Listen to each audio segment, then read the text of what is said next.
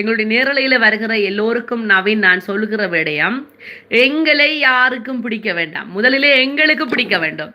என்ன எனக்கு பிடித்திருக்கிறதா, அதுதான் முக்கியம். நீங்கள் முதல் உங்களை ரசியுங்கள். உங்களிடம் என்ன திறமை இருக்கிறது அதை வெளிக்கொண்டு வாருங்கள். மற்றவர்கள் என்ன வேணுமானாலும் பேசட்டும்.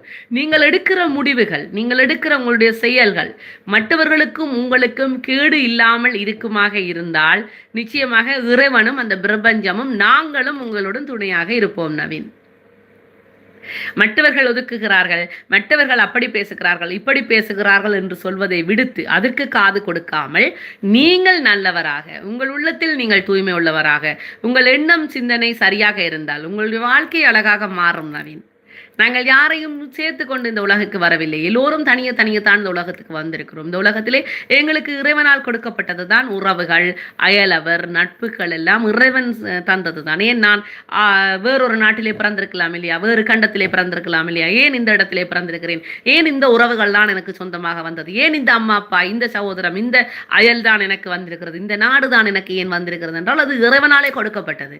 அதை சந்தோஷமாக ஏற்றுக்கொண்டு அங்கே மகிழ்ச்சியாக வாழ கற்றுக்கொள்ள வேண்டும். முதலில் நீங்கள் உங்களை நேசியுங்கள். மனது நீங்கள் அழக்கூடாது.